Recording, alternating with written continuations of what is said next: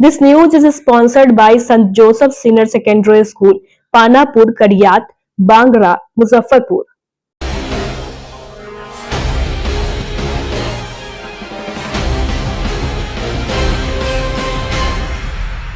नमस्कार, मैं श्रुति और आप देख रहे हैं डेन न्यूज। खबरों को आगे बढ़ाने से पहले आइए एक नजर डालते हैं उन खबरों पर जो बनी है आज की सुर्खियां।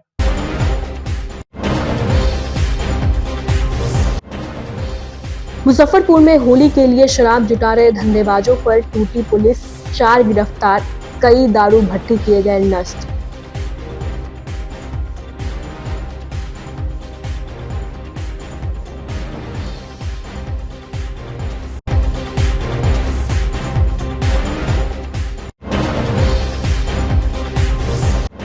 चोरों ने भगवान को भी नहीं छोड़ा, दुर्गा मंदिर से मां के प्रतिमा पर चढ़े को चोरों ने उड़ाया, पुलिस कर रही है मामले की जांच।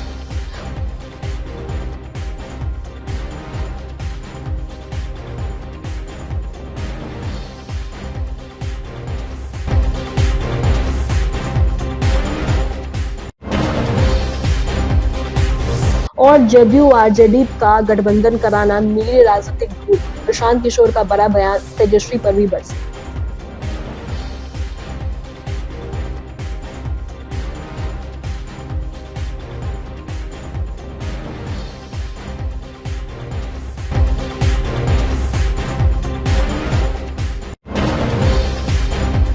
तो ये थी आज की सुर्खियां, अब खबरें विस्तार से।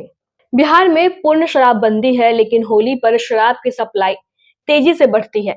जहरीली शराब से मौत का तांडव पूर्व में भी होली पर हो चुका है। चोरी छिपे शराब खपाने वाले इन धंधेबाजों पर पुलिस की पैनी नजर है। एक तरफ जहां होली के लिए शराब जमा करने में धंधेबाज जुटे हैं, तो दूसरी तरफ पुलिस की कार्रवाई तेज हो गई है। मुजफ्फरपुर पुलिस ने बड़ी कार्रवाई की है। छापेमारी के दौरान भारी मात्रा में स्प्रिट और अलग अलग कंपनी के शराब के रैपर को भी बरामद किया गया है। साथ ही सैकड़ों लीटर अधनिर्मित शराब को मौके पर ही विनिष्ट किया गया है। पुलिस ने मौके से 4 कारोबारी को भी गिरफ्तार कर लिया है। यह पूरी कार्रवाई ग्रामीण एसपी विद्यासागर के नेतृत्व में हथौड़ी थाना क्षेत्र में शराब कारोबारी के अलग अलग ठिकानों पर की गई है, जहां छापेमारी दल में औराई, कटरा, हथौड़ी और बोछा थाना के थाना प्रभारी और कटरा के सर्किट इंस्पेक्टर भी शामिल रहे। साथ ही बड़ी संख्या में पुलिस फोर्स इस कार्रवाई में शामिल थी। वहीं एक साथ इतनी बड़ी कार्रवाई के बाद शराब कारोबारियों के बीच हड़कंप मच गया। ग्रामीण एसपी विद्यासागर ने बताया कि होली से पूर्व अवैध शराब और शराब कारोबारी के खिलाफ कार्रवाई की गई है और यह अभियान अभी जारी रहेगा।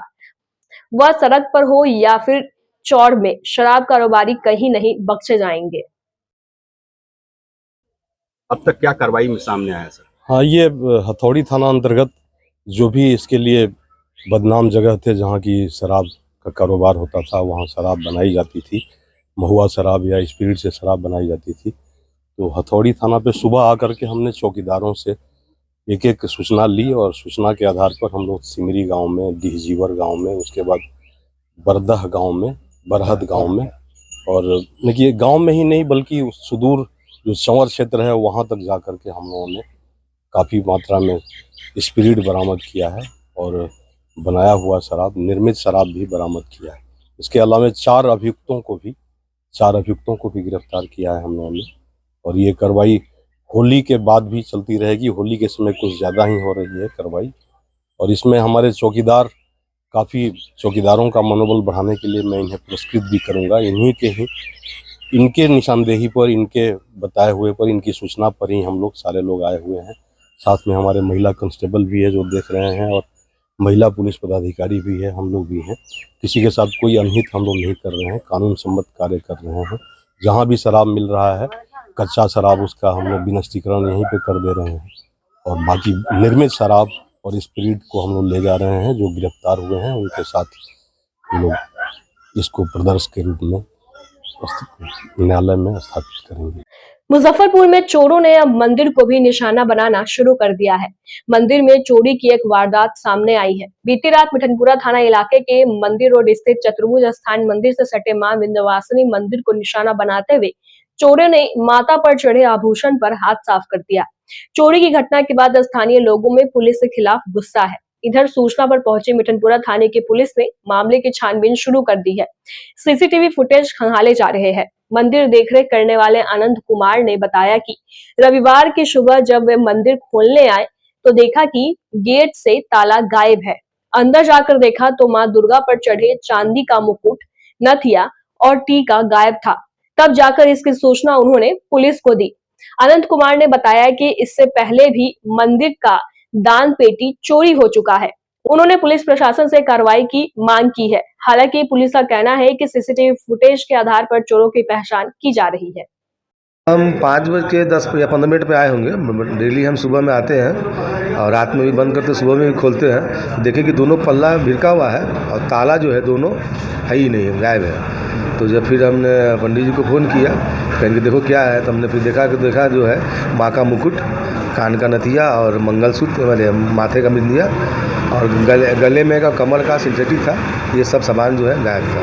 फिर हमने ऐसे ही छोड़ दिया उसको। आपको लगा चोरी हो गया? हमको लगा चोरी हो गया। जैसे हम पर्दा घेरा हुआ था, बत्ती जलाया, पर्दा हटाया, देखिए सामान सब गायब था, तो हमको समझ में आ गया कि चोरी हो गई है। ये कितना पुराना मंदिर है? ये तो मंदिर बहुत पुराना है। मूर्ति स्थापित तो 25 साल हो गई है। मंदिर तो कम से कम 40-50 साल का है। सीसीटीवी वगैरह में देखे तो क्या एक्टिविटी दिखी? सीसीटीवी में अभी चेक किया, हम लोग सुबह से उसी में चेक कर रहे थे। अभी चेक किए तो 2:30 बजे करीब में कोई हल्का सा लग रहा है कि कोई आया है उस साइड से, बाएं साइड से। और वही हम फिर चेक कर रहे हैं। बाएं साइड का भी कैमरा लगा हुआ है, उसमें भी चेक करते हैं। अगर होगा तो पता चल जाएगा क्या है नहीं। ताला काट के है या तोड़ के है? हमको लगता है ताला है ही नहीं। अब काटा है कि तोड़ा है पता ही नहीं चल रहा है। 2 ताला था, दोनों ताला गायब है। क्या कुछ मांग करेंगे? पुलिस से मांग करेंगे कि माँ का स्थान है, लोग का श्रद्धा है, जितना जल्द से जल्द हो उसको पकड़ के जो है कानून के हवाले किया जाए। और माँ का जो, हाँ, भगवान का घर, कम से कम माँ का जो है स्थान को लोग छोड़ दे। कम से कम भगवती का है, श्रृंगार का सामान है, उनको आभूषण है, उसको नहीं छूना चाहिए। कि बताइए क्या किया जाए। लोग को आस्था का स्थान है, काफ़ी लोग आक्रोश में है कि क्या मिल जाए तो उसको क्या करें नहीं करें। और ये कहाँ पर है मंदिर? ये चतुर्वेद मंदिर के पास ही दुर्गा जी का मंदिर है। क्या नाम है मंदिर का? तो ये माँ विंध्यवासिनी मंदिर। 25 साल पुराना? हाँ, मंदिर तो 50 साल पुराना है, लेकिन स्थापित 25 साल से मूर्ति, प्रतिमा जहाँ स्थापित 25 साल से है। सुबह पर आनंद कुमार उर्फ सप्पू कुमार ने फ़ोन किए, जैसे ऐसे दुर्गा मंदिर में चोरी हो गया है। तो हम कहे कैसे, तो हम आए हैं तो देख रहे हैं ताला उला खुला हुआ है। वही सुबह खोलते हैं और बंद वही करते हैं। तो वही आकर हमको कहें, हम सुबह शाम आरती करने आते हैं यहाँ। ये थी है मंदिर में चोरी हो जाए, भगवान के घर को नहीं छोड़े? भगवानों के घर को नहीं छोड़े तो भगवान के घर क्या छोड़ेगा, सबको छोड़ नहीं रहा है। ये थी आभूषण वगैरह ले गया, चांदी का मुकुट? चांदी का मुकुट था वो ले गया है। सिंथेटिक नथिया उथिया था वो सब ले गया है, सिंथेटिक था। मुजफ्फरपुर में होली को लेकर नगर थाना में रविवार को शांति समिति की बैठक टाउन डीएसपी सीमा देवी की अध्यक्षता में संपन्न हुई। बैठक में नगर थाना प्रभारी, सिकंदरपुर थाना प्रभारी के साथ स्थानीय जनप्रतिनिधियों एवं गणमान्य जनों की मौजूदगी में इस बैठक में शांतिपूर्ण ढंग से होली के त्योहार मनाने पर विचार विमर्श किया गया। पौराणिक भाईचारा और मेल मिलाप को हर हाल में कायम रखने पर सर्वसम्मति से निर्णय लिया गया। इस दौरान नगर थाना आपसी भाईचारे के साथ होली मिलन समारोह का आयोजन किया गया। एक दूसरे को अबीर गुलाल लगाकर होली की शुभकामनाएं दी। टाउन डीएसपी सीमा देवी ने आम आवाम से अपील करते हुए कहा कि रंगों एवं भाईचारे का त्योहार होली को आपसी मेलजोल और सौहार्दपूर्ण वातावरण में मनाएं। होलिका दहन और होली के दिन हुड़दंग ना करे, जबरन किसी पर रंग ना फेंके, किसी तरह की अफवाह पर ध्यान नहीं दे और अफवाह फैलाने वालों को चिन्हित कर प्रशासन को सूचित करे। अश्लील गानों और डीजो पर प्रतिबंध रहेगा। हम लोगों ने शांति समिति की बैठक की है, जिसमें सिकंदरपुर और टाउन थाना क्षेत्र के जो भी संवेदनशील क्षेत्र हैं उनको चिन्हित किया गया है। उन पे हम फोर्स डिप्यूट करेंगे और जॉइंट आदेश में फोकस रहेगा। और जितने भी संवेदनशील हैं या जो होलिका दहन के दिन जो सेंसिटिव क्षेत्र रहेंगे उन पे हम विशेष फोकस रखेंगे। शुक्रवार को कोई इशू नहीं है, बहुत प्रेम भाव से दोनों ही काम किए जाएंगे। होली में चोरी की संभावना बढ़ जाती है, उसके लिए हम गश्ती बढ़ा रहे हैं अपनी। जो भी ताला जिस घरों पे लगे हैं उन पे विशेष तौर से उनको चिन्हित किया जाएगा पहले। और लोगों से भी अपील है कि अगर वो घर छोड़ के जा रहे हैं, अगर बंद करके गांव में जाना है तो कम से कम जो किराएदार हैं वो अपने मकान मालिक को ज़रूर सूचित करके जाएं। और अगर लग रहा है कि लंबे टाइम बाहर रह रहे हैं, 5 दिन 10 दिन अगर बाहर रह रहे हैं, तो स्थानीय थाने को ज़रूर उस बात की सूचना दे दें। सोशल मीडिया पे भी नजर सोशल मीडिया पे मुख्यालय का आदेश है कि अश्लील गाने नहीं बजेंगे या इस तरह की कोई घटना पाई गई तो उस पर FIR की जाएगी। और सोशल मीडिया के थ्रू हम देखेंगे कि कोई पोस्ट ऐसी ना आए जिससे धार्मिक भावनाओं को या सद्भावनाओं को ठेस पहुंचे, तो उस पर हम नजर रखेंगे। जनसुराज के संस्थापक और कभी देश की राजनीति में चुनावी रणनीतिकार के रूप में चर्चित प्रशांत किशोर ने बड़ा बयान दिया है। उन्होंने कहा है कि जदयू के राष्ट्रीय अध्यक्ष नीतीश कुमार की बेदाग छवि देखकर ही उनके साथ जुड़ा था। यही कारण है कि उनको मुख्यमंत्री बनाए रखने के लिए राजद से गठबंधन बनाने की सलाह दी थी, लेकिन अब तक की मेरी सबसे बड़ी राजनीतिक भूल है। रविवार को मुजफ्फरपुर के सर्किट हाउस में संवाददाताओं को संबोधित करते हुए जनसुराज के सूत्रधार प्रशांत किशोर ने मुख्यमंत्री नीतीश कुमार के अलावा राजद नेता तेजस्वी यादव पर कड़ा प्रहार किया। प्रशांत किशोर ने कहा कि जिस तरह की राजनीति नीतीश कुमार ने 2014 तक की, उससे प्रदेश प्रगति कर रहा था। विकास कार्यों की गति भले ही तेज ना हो, लेकिन आकार लेने लगी थी। लेकिन 2015 में मिली हार से बौखलाए नीतीश कुमार ने प्रदेश की राजनीति में एक नई परंपरा शुरू कर दी है। वे सत्ता में रहने के लिए हर तरह के हथकंडे अपनाने लगे हैं। उन्होंने सभी राजनीतिक मर्यादाओं को ताक पर रख दिया है। इसी कारण मैंने उनसे अपनी दूरी बना ली। सामने प्रशांत किशोर बैठे हुए हैं, आपको जो मन है सवाल पूछिए, बिल्कुल पूछना चाहिए। साथ में दूसरे लोगों से भी पूछिए। अगली बार फाइनेंस मिनिस्टर यहाँ आए, कोई शासक दल का कोई नेता है तो उससे पूछिएगा कि प्रशांत किशोर ने कहा है, इल्जाम लगाया है कि RBI का आंकड़ा बता रहा है कि पिछले 1990 से लेकर अभी तक 26 लाख करोड़ रुपया यहाँ से बैंकों ने ट्रांसफर किया है दूसरे राज्यों में। ये हम कह रहे हैं RBI के वेबसाइट के हवाले से। जरा यहाँ के फाइनेंस मिनिस्टर से पूछिए ये पैसा गया है कि नहीं गया, और अगर गया है तो उसको रोकने के लिए सरकारों ने क्या प्रयास किया है। उनको यही नहीं मालूम होगा कि CD रेशियो है क्या। अगर है तो बताओ क्या है। कम से कम हम 2 साल से सवाल उठा रहे हैं, तो BPSC के एग्जाम में इस बार ये सवाल आया था कि CD रेशियो का मतलब क्या होता है। सर डोमिसाइल पे क्या कहना चाहेंगे?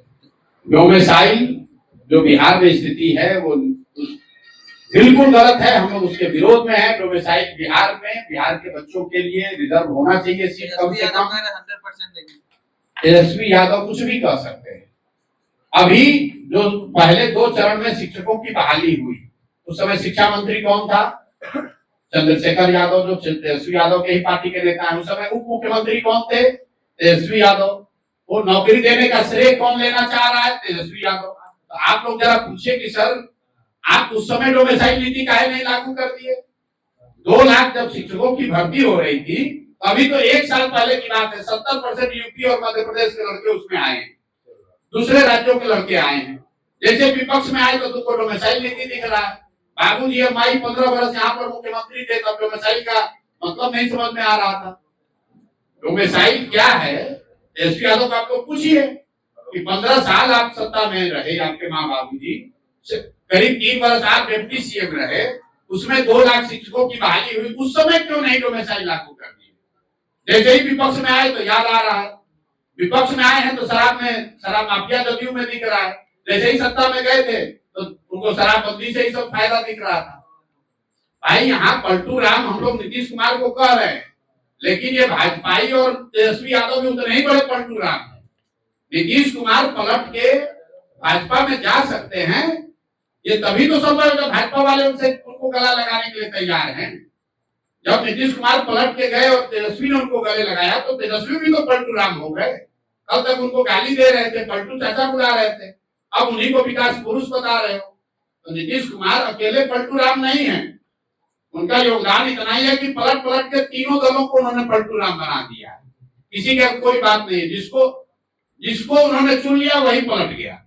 सरकार बनाने की आप बात कर रहे हैं, अगर इस बार चुनाव होता है, जनसुराज अगर सीट बिहार में लाती है, अगर सीट कुछ कम जाए तो किसके साथ भी मिलकर सरकार बनाएंगे? चुपचाप विपक्ष में बैठेंगे। हमको कोई घबराहट नहीं है। आपको क्यों घबराहट है? हमने कहा हमको 10 वर्ष भी ऐसे ही चलना पड़े, कोई दिक्कत नहीं है। आपको क्या जल्दी? हमने पहले ही कहा था चुनाव के पहले गठबंधन ना चुनाव के बाद गठबंधन। सामने प्रशांत किशोर बैठे हुए हैं, आपको जो मन है सवाल पूछिए, बिल्कुल पूछना चाहिए, साथ में दूसरे लोगों से भी पूछिए। अगली बार फाइनेंस मिनिस्टर यहाँ आए, कोई शासक दल का कोई नेता है तो उससे पूछिएगा कि प्रशांत किशोर ने कहा है, इल्जाम लगाया है कि आरबीआई का आंकड़ा बता रहा है कि पिछले 1990 से लेकर अभी तक 26 लाख करोड़ रुपया यहाँ से बैंकों ने ट्रांसफर किया है दूसरे राज्यों में। ये हम कह रहे हैं आरबीआई के वेबसाइट के हवाले से। जरा यहाँ के फाइनेंस मिनिस्टर से पूछिए ये पैसा गया है कि नहीं गया, और अगर गया है तो उसको रोकने के लिए सरकारों ने क्या प्रयास किया है। उनको यही नहीं मालूम होगा कि सीडी रेशियो है क्या, अगर है तो बताओ क्या है। कम से कम हम 2 साल से सवाल उठा रहे हैं, तो बीपीएससी के एग्जाम में इस बार ये सवाल आया था कि सीडी रेशियो का मतलब क्या होता है। सर डोमिसाइल पे क्या कहना चाहेंगे? डोमिसाइल जो बिहार में स्थिति है वो बिल्कुल गलत है, हम लोग उसके विरोध में है। डोमिसाइल बिहार में, बिहार के बच्चों के लिए रिजर्व होना चाहिए सीट कम से कम। 100% देंगे। तेजस्वी यादव कुछ भी कह सकते हैं। अभी जो पहले 2 चरण में शिक्षकों की बहाली हुई, उस समय शिक्षा मंत्री कौन था? चंद्रशेखर यादव, जो तेजस्वी यादव के ही पार्टी के नेता हैं। उस समय उप मुख्यमंत्री कौन थे? तेजस्वी यादव। वो नौकरी देने का श्रेय कौन लेना चाह रहा है? तेजस्वी यादव। तो आप लोग जरा पूछिए कि सर आप उस समय डोमिसाइल नीति काहे नहीं लागू कर दिए? 2 लाख जब शिक्षकों की भर्ती हो रही थी, अभी तो 1 साल पहले की बात है, 70% यूपी और मध्य प्रदेश के लड़के उसमें आए हैं, दूसरे राज्यों के लड़के आए हैं। जैसे विपक्ष में आए तो तुमको डोमिसाइल नीति दिख रहा है। बाबूजी अम्माई 15 वर्ष यहाँ पर मुख्यमंत्री थे, तब डोमिसाइल का मतलब नहीं समझ में आ रहा था। डोमिसाइल क्या है? तेजस्वी यादव को आपको पूछिए कि 15 साल आप सत्ता में रहे, आपके माँ बाबूजी, करीब 3 वर्ष आप डिप्टी सीएम रहे, उसमें 2 लाख शिक्षकों की बहाली हुई, उस समय क्यों नहीं डोमिसाइल लागू कर दिए? जैसे ही विपक्ष में आए तो याद आ रहा है, विपक्ष में आए हैं तो शराब माफिया जदयू में दिख रहा है। जैसे ही सत्ता में गए थे तो उनको शराबबंदी से ही सब फायदा दिख रहा था। भाई यहाँ पलटू राम हम लोग नीतीश कुमार को कह रहे हैं, लेकिन ये भाजपाई और तेजस्वी यादव भी उतने ही बड़े पलटू राम है। नीतीश कुमार पलट के भाजपा में जा सकते हैं, ये तभी तो संभव है जब भाजपा वाले उनको गला लगाने के लिए तैयार हैं। जब नीतीश कुमार पलट के गए और तेजस्वी ने उनको गले लगाया तो तेजस्वी भी तो पलटू राम हो गए। कल तक उनको गाली दे रहे थे, पलटू चाचा बुला रहे थे, अब उन्हीं को विकास पुरुष बता रहे हो। तो नीतीश कुमार अकेले पलटू राम नहीं है, उनका योगदान इतना ही है कि पलट पलट के तीनों दलों को उन्होंने पलटू राम बना दिया। किसी का कोई बात नहीं, जिसको उन्होंने चुन लिया वही पलट गया। सरकार बनाने की आप बात कर रहे हैं, अगर इस बार चुनाव होता है, जनसुराज अगर सीट बिहार में लाती है, अगर सीट कुछ कम जाए तो किसके साथ भी मिलकर सरकार बनाएंगे? चुपचाप विपक्ष में बैठेंगे। हमको कोई घबराहट नहीं है। आपको क्यों घबराहट है? हमने कहा हमको 10 वर्ष भी ऐसे ही चलना पड़े, कोई दिक्कत नहीं है। आपको क्या जल्दी? हमने पहले ही कहा था चुनाव के पहले गठबंधन था, चुनाव के बाद गठबंधन, जिनका नाम लिया जा सकता है, लेकिन मैं कुछ उन साथियों का नाम और परिचय आपसे साझा कर रहा हूँ जो मुजफ्फरपुर के जनसुराज की व्यवस्था से जुड़े हुए हैं, जिनका ताल्लुक यहाँ से है। तो आप जो सवाल अभी पूछेंगे तो मेरे से तो पूछ ही सकते हैं, इसके साथ साथ जो भी साथी हमारे साथ डायस पर हैं, मैं आपसे अनुरोध करूंगा कि सवाल उनसे भी पूछिए, सारा सवाल हम ही से मत पूछिएगा। तो अब आपके लिए सत्र ओपन कर रहे हैं, जो सवाल आपको पूछना है पूछिए। बहुत बहुत धन्यवाद। आपकी तरफ से पहले कोई बात नहीं रखनी है? रखनी है, कितनी बार 2 साल से बात अपनी रखी है। आपका जो सवाल है उसका जवाब देंगे। पहला तो ये कि जो आपका सफर है किस सोच के साथ शुरू किया है, इस पर जवाब देते हैं। नहीं, ये जो सफर है ये दल बनने के बाद, जैसे मुजफ्फरपुर में करीब 1.5 वर्ष के बाद आ रहा है। दल बनने के बाद हम लोग यहाँ पर व्यवस्थित तरीके से वापस आकर उन साथियों से मुलाकात नहीं कर सके हैं, मिल नहीं सके हैं, और ज्यादातर समय यहीं से साथी जाते हैं, पटना में बैठकों में कार्यक्रमों में हिस्सा लेते हैं। तो पिछले कुछ दिनों में दल के वरीय साथियों के बीच में चर्चा रही है कि जब मैं बिहार सत्याग्रह आश्रम में पूरा समय दे रहा हूँ तो कुछ दिन वहां से निकाल कर जिलों में, अनुमंडल में, जब दलगत स्वरूप जो बन गया है उसके साथ जाकर जुड़ूं, पब्लिक से वार्तालाप करूं, लोगों से, कार्यकर्ताओं से मिलूं। उसी के तहत मैं यहाँ आया हुआ हूँ। प्रयास है कि हर जिले में 2 या 3 बार जाएं, कम से कम 1 बार हर अनुमंडल में जरूर जाएं अगले 1-1.5 महीनों में। तो मैंने पश्चिम चंपारण से शुरू किया, लौरिया में, पूर्वी चंपारण में हम लोग कल्याणपुर में थे, उसके बाद छपरा मरौरा में मैं कल था और आज मुजफ्फरपुर में है, कल दरभंगा में रहेंगे। ये चुनावी दौर जो चल रही है इसमें आप ये बतावें कि आप अकेले लड़ेंगे या कोई गठबंधन होगा, चूंकि हालात जो है वो गठबंधन का दौर है। नहीं, गठबंधन का दौर तो आपके दिमाग में है ना। हम लोग तो जब से चल रहे हैं तब से यही कह रहे हैं कि 243 मतलब 243 जनसुराज 243 सीट लड़ेगा।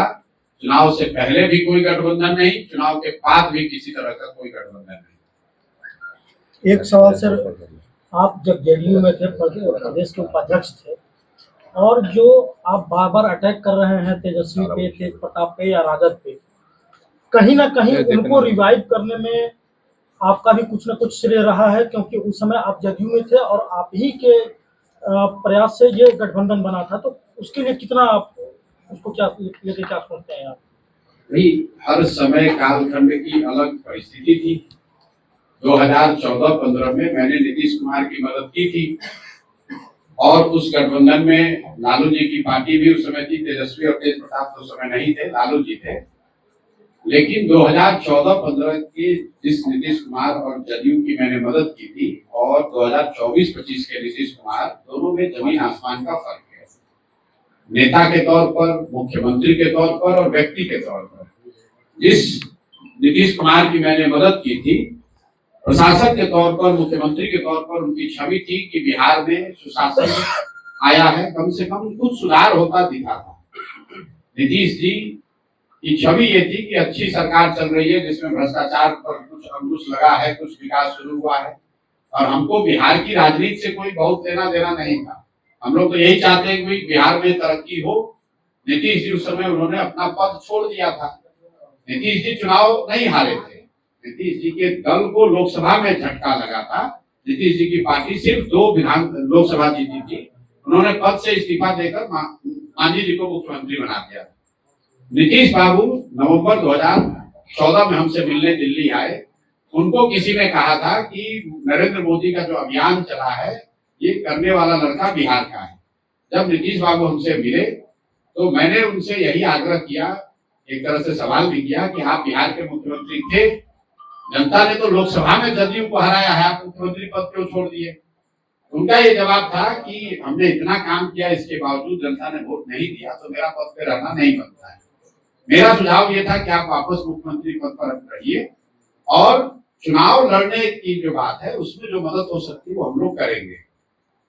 मेरे सुझाव पर नीतीश जी अपने ही बनाए हुए मुख्यमंत्री मांझी जी को उन्होंने हटाया भी, वापस मुख्यमंत्री भी बने। उनका प्रेस कॉन्फ्रेंस जाकर देख लीजिएगा। बिहार की जनता से उन्होंने माफी भी मांगी, क्योंकि लोकतंत्र में आपको ये अधिकार नहीं है कि आपको मुख्यमंत्री जनता ने बनाया, आप हटा के किसी दूसरे को बना दीजिए। लोकतंत्र में आपका अधिकार नहीं है। तो इस बात के लिए नीतीश कुमार ने माफी भी मांगी, वापस मुख्यमंत्री बने। जब वो मुख्यमंत्री बन गए तो मैंने उनकी मदद की और उस मदद की वजह से या कुछ उसमें मेरा भी योगदान रहा होगा, वो लोग जीत कर भी आए, उसमें कोई दिक्कत नहीं है। लेकिन आज जो नीतीश कुमार की सरकार है उसको करीब करीब लोग लालू जी के जंगल राज से भी बदतर मान रहे हैं। लोग बता रहे हैं कि लालू जी के टाइम में अपराधियों का जंगल राज था, अब आज जो नीतीश कुमार है ये अधिकारियों का जंगल राज। दूसरी बात, नेता के तौर पर जिस नीतीश कुमार की मैंने 14-15 मदद की थी वो नीतीश कुमार थे जिन्होंने कैसर पश्चिम बंगाल में एक रेल दुर्घटना हुई थी।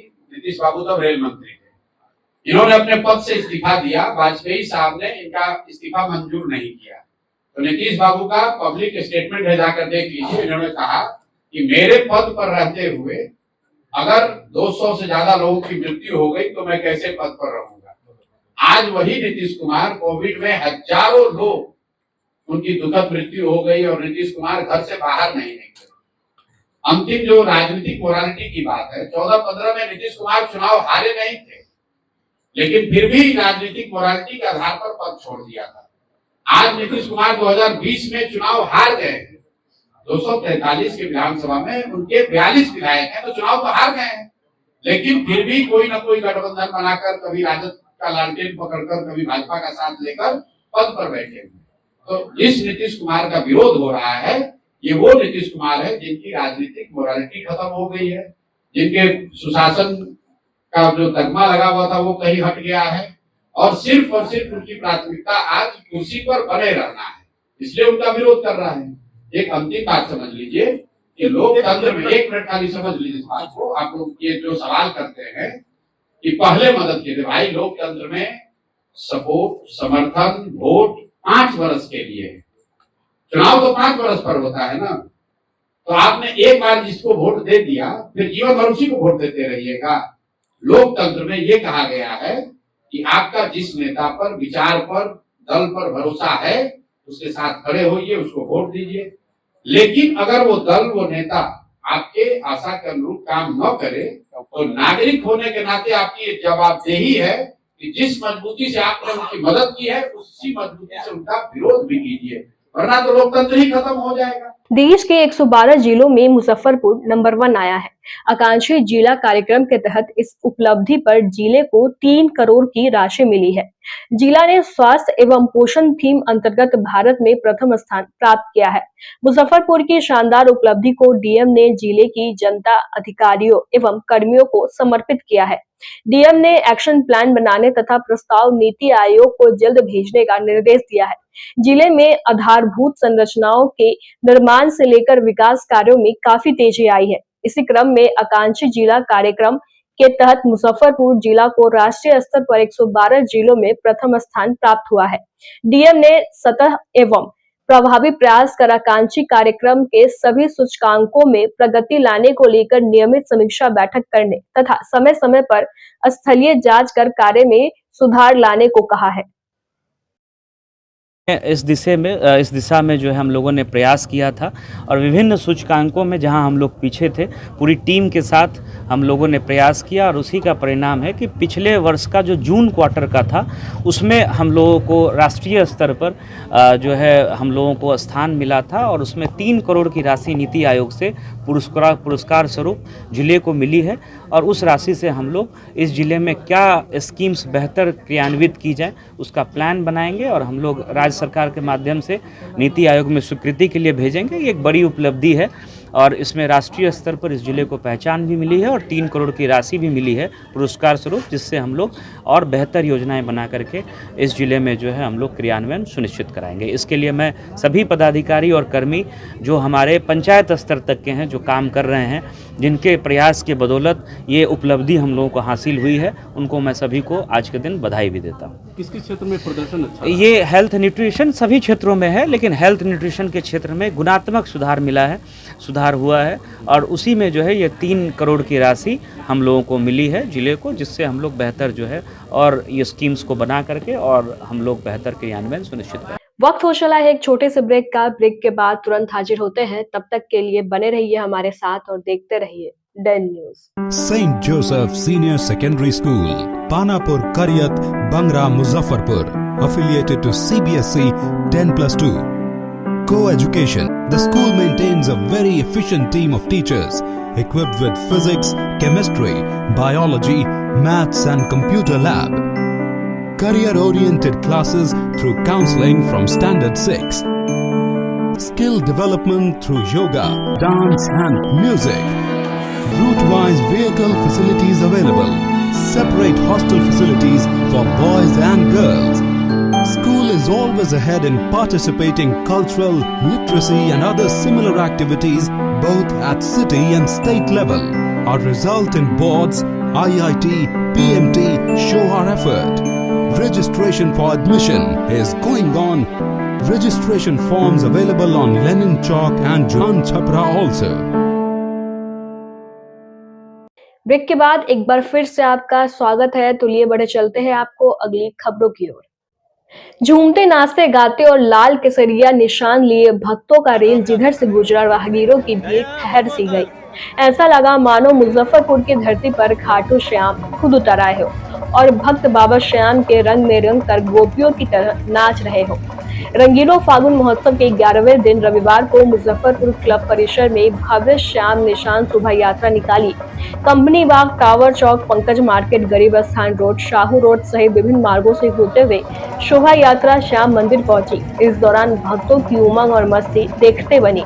शोभा यात्रा में आगे घुड़सवार और पीछे मनोहारी झांकियां और बैंड बाजे के साथ भक्तों का कारवां चलता रहा।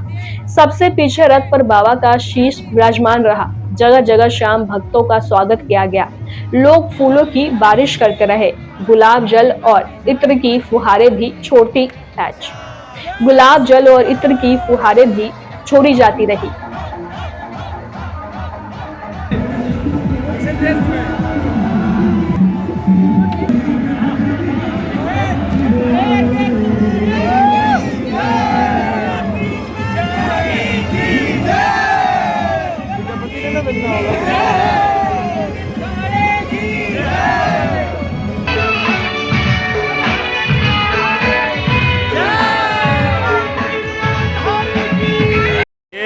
श्याम बाबा का निशान शोभा यात्रा है। इसकी शुरुआत 28 फरवरी से हुई थी। पहले 7 दिन तक हम लोगों ने प्रभात फेरी करी। उसके बाद आज निशान शोभा यात्रा निकाली गई है, जिसमें लगभग 3,000 निशान चढ़ाए जाएंगे। पूरा मुजफ्फरपुर भ्रमण करते हुए श्याम मंदिर तक पहुंचेगी। श्याम मंदिर में निशान चढ़ाया जाएगा।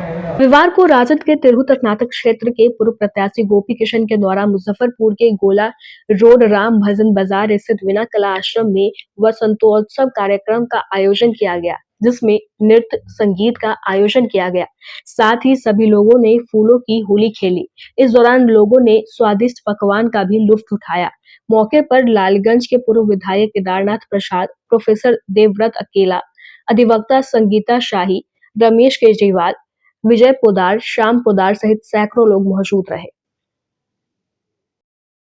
संतोत्सव महोत्सव हम लोग यहाँ मना रहे हैं राम भजन संकीर्तन आश्रम में बाबा गरीबनाथ धाम की झांकी शोभा यात्रा स्थल से।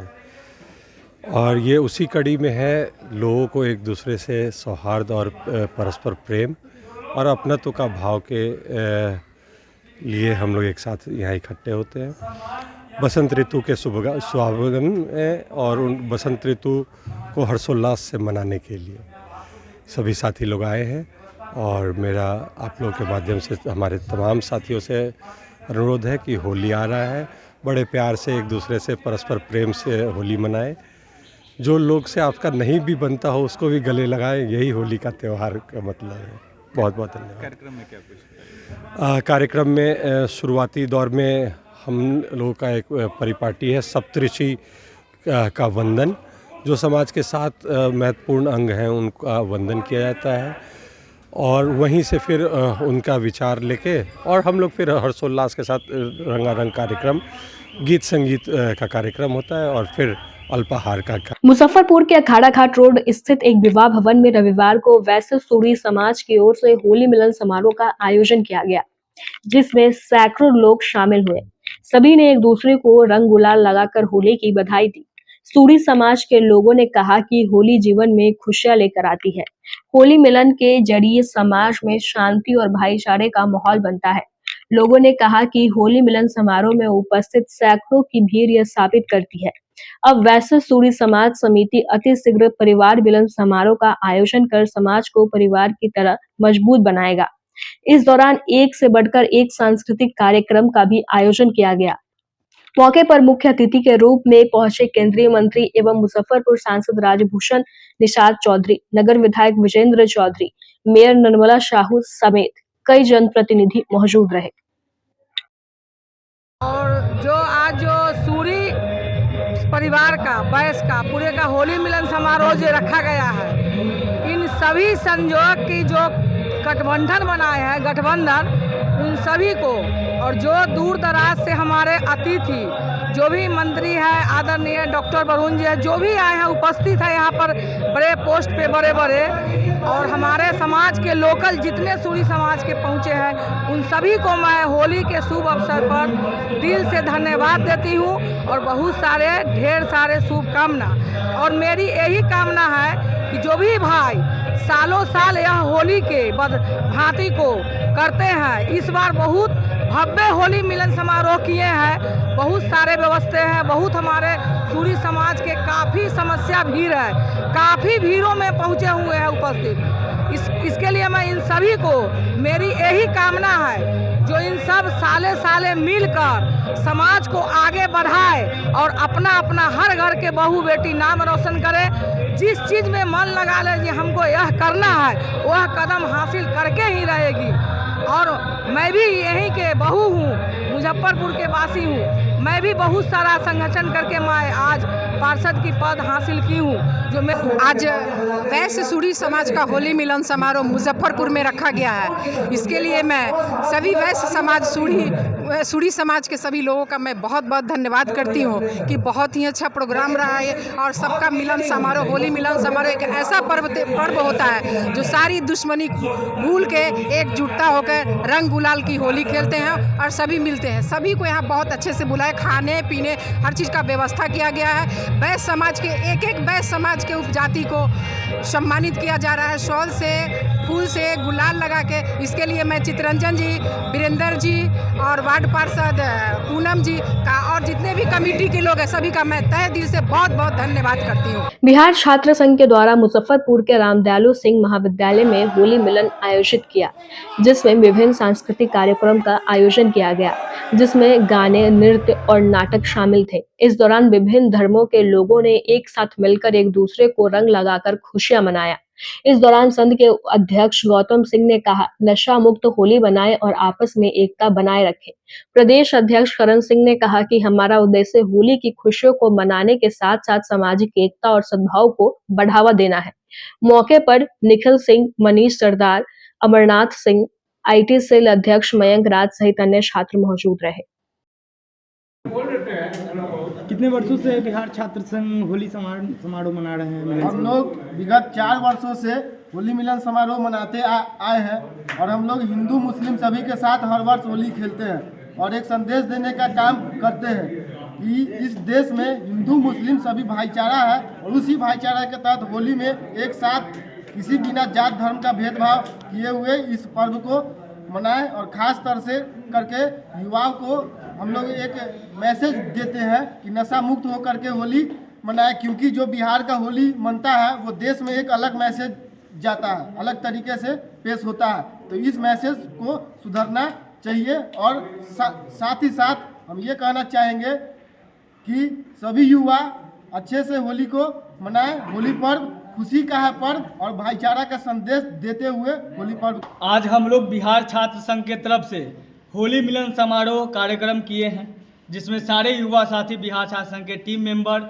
सारे छात्र संघ के जो लोग हैं सभी लोग मिलके हम लोग होली मिलन का समारोह RDS कॉलेज में किए हैं। क्या कुछ संदेश रहेगा? होली पर है, हम लोग होली पर खास तौर पे अपने बिहार के युवाओं को संदेश देना चाहते हैं।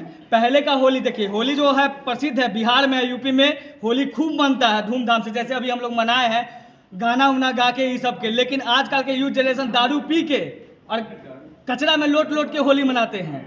और आप बोलिएगा कि बिहार में बंदी है दारू भाई, फिर भी दारू पी के कैसे आप बोल रहे हैं भाई? तो नीतीश कुमार चचा का देन है कि पहले एक ठेका चलता था, अब गली गली में ठेका है। तो सभी भाई युवा साथियों से निवेदन है कि नीतीश चचा का देन है, दारू मिलता है लेकिन फिर भी आप दारू पिए नहीं और आराम से रंगों के साथ अपने परिवार के साथ अपने युवा साथियों के साथ होली मनाएं और अपने परिवार को खुश रखें। अब जात पात व समाज से ऊपर उठकर सोचने की जरूरत है। युवा क्रांति लाने के लिए मैं मुजफ्फरपुर विधानसभा से आने के लिए तैयार हूँ। रविवार की शाम ब्रह्मा टोली स्थित संगत स्कूल के प्रांगण में चाय पर चर्चा के दौरान डॉक्टर गौरव वर्मा ने ये बात कही। डॉक्टर गौरव वर्मा ने लोगों को संबोधित करते हुए कहा कि अगर जनता मौका देगी तो मुजफ्फरपुर की मुख्य समस्या सड़क नाला की समस्या प्राथमिकता रहेगी। साथ ही स्मार्ट मीटर को लेकर लोगों को काफी परेशानी हो रही है, इस समस्या को दूर करना प्राथमिकता रहेगी।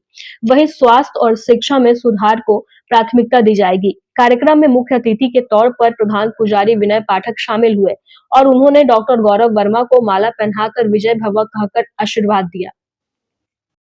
समस्त इस एरिया के वार्ड नंबर 21 के लोग आए और उन्होंने काफी अच्छा भाजपा दिखाई। इसमें बहुत अच्छा लगा, उन लोगों का प्यार और स्नेह पाकर बहुत वशीभूत हुए। लोगों से क्या लोगों से अपील की है कि अपना अगले आगामी विधानसभा चुनाव में एक भयमुक्त वातावरण रहने के बीच और अच्छे से वोट करने की अपील की है।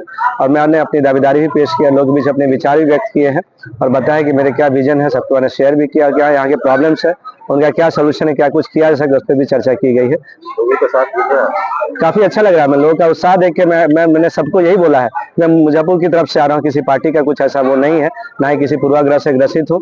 तो बड़ा उत्साह देख के मैं उत्साहित और उन्हीं का प्यार देख के मैं अपने आप को लॉन्च कर रहा हूँ।